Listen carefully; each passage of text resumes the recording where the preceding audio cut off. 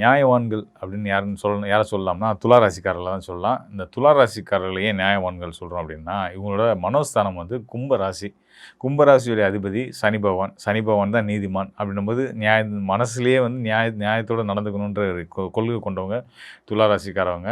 அது மட்டும் இல்லாம நீதி தேவன்னு சொல்லக்கூடிய சனி பகவான் வந்து உச்சம் பெறக்கூடிய ராசியுமே துலா ராசி தான். அதனால வந்து எந்த வகையிலும் யாரும் நம்மளுடைய நீதி பரிபாலனத்தை தப்பு சொல்லிடக்கூடாது அப்படின்னு சொல்லி ரொம்ப திருத்தமாக சரியான முறையில் எல்லா இடத்துலையும் முடிவெடுக்கக்கூடிய, தனக்கே பாதிப்பு வரும்னு தெரிஞ்சால் கூட அதை ஏற்றுக்க தயாராகிட்டு உண்மையின் பக்கம் நிற்கக்கூடிய ஒரு நல்ல பண்புகள் கொண்ட ராசிக்காரர்கள் யாருன்னா துலா ராசிக்காரர்கள் தான். இந்த துலா ராசிக்காரர்களுக்கு இந்த மாதம் எப்படி இருக்க போகுது, ஏப்ரல் மாதம் அப்படின்னு பார்த்தீங்கன்னா, நான் காரணங்களோடய சொல்லிடுறேன். சும்மா ராஜயோகம் ஜாக்பாட்னு சொன்னால் நீங்கள் நம்ப மாட்டீங்க. காரணத்தை நான் சொல்கிறேன். அதாவது உங்கள் ராசிக்கு அதிபதி யாருன்னா அசுர குருவான சுக்கிரன்.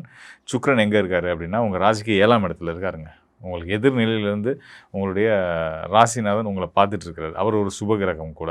ஸோ ஒரு சுபகிரகத்தை பார்வை உங்கள் ராசிநாதனோட பார்வையே உங்கள் மேலே விழுகுது அப்படின்னும்போது வந்து உங்களுக்கு வந்து சுபிட்சமும் வளர்ச்சியும் மகாலட்சுமியோட பேரருளும் கிடைக்க போகுது அப்படின்றது அர்த்தம்.